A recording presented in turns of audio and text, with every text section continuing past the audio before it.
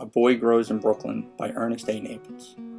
Chapter 44, No Business Like Show Business. Narrated by Cole Parisi. No business like show business.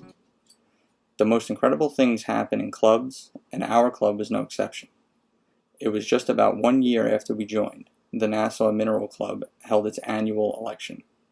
A slate was selected in accordance with the Constitution, and except for one post, all the old officers were recommended for re-election to fill the missing name for the post of vice president. Nominations were called for. Almost immediately, someone jumped to his feet and called out my name. I was shocked. One thing I vowed never to do was run for office. The whole thing was too pat, and I was too upset to put up much of a protest. Some seconded the motion, and another member made a little speech lauding me as an exemplary member who was highly qualified to fill the post. What they didn't tell me until the election was I was to be vice president for field trips, the thing I was least qualified for. I served faithfully for a year, relying on the assurance that each and every member who attended my trips was better qualified than I. The net effect was they guided me and I followed.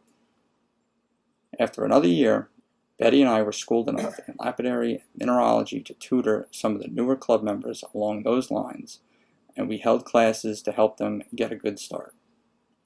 Word got around, and soon we had a full-fledged schedule of classes right in our home. This service was gratis, and we enjoyed teaching very much.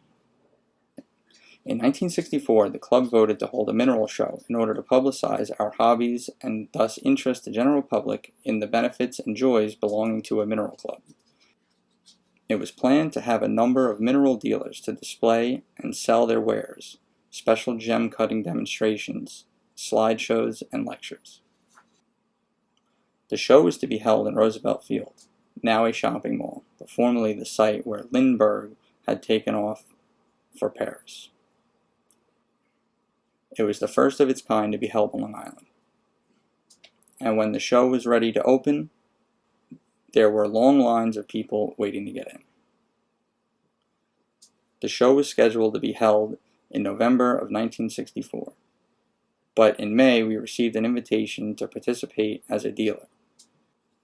We were surprised because we were not actually ready to take it on.